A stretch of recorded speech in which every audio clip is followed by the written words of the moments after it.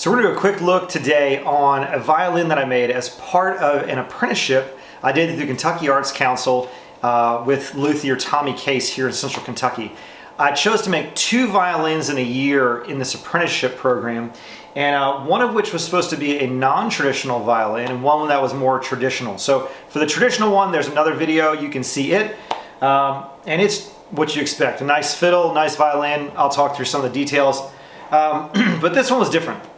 When I said I want to do something different, I want to do something non-traditional and kind of, I say, avant-garde, they kind of scoffed at it. Not in a bad way, but they were kind of uncomfortable with how far I wanted to push it.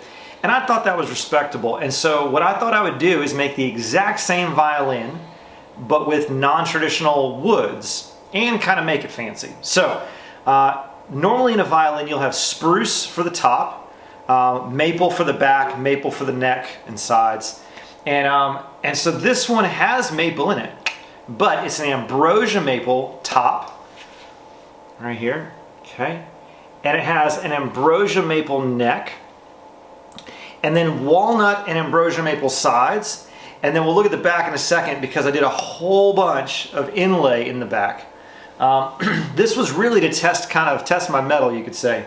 But I made this for my wife, so she was interested in possibly learning to play the violin, and I thought this would be a great, not only portfolio piece, but she is like the most stunning person in the world, and so she deserves the most stunning instrument I can make for her. So we'll take a look at some details here before showing some pictures, and I have a friend of mine that came in to play this since I don't play violin yet. I wanted to learn a little, but we'll see. So here we go. You can see here's the scroll. All right. And so not doing a traditional scroll in any way, it's these 2 leaves overlapping. All right. There's the ambrosia maple neck. There's the front. It has traditional 3-binding purfling in it. And a little bit about ambrosia maple, you'll see that there's holes in it, right? There's these little holes everywhere. And the little holes are from where the ambrosia beetle goes in, and it's usually a female that chews the wood to soften it for her young. And the enzymes that come out of her stain the wood. That's how you get these streaks and staining marks. And the holes are where first she entered and where her and her young have left. Now, let's take a look at the back here.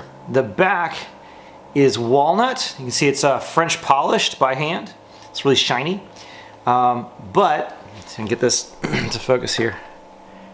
It has a Mockingbird and a Thrasher, kind of an Audubon-inspired image, but it's made of hundreds of little itty-bitty pieces of inlay. I'll show some pictures in a second, and we can see it really, really up close. Now, outside of being a fun instrument, it was a fun experiment to see how they sounded next to each other. And so this one, like I said, is identical to a traditional violin, a Stradivarius model, and the other one has the traditional woods. So you can hear them side by side. This one has a slightly different sound, slightly different tone, which I really, really, really like. So hopefully I'll be making some more of these in the future. If you're interested, shoot me a message or contact me in any way you want, and we'll hopefully make that happen for you. So let's take some looks at some pictures, and here's some video.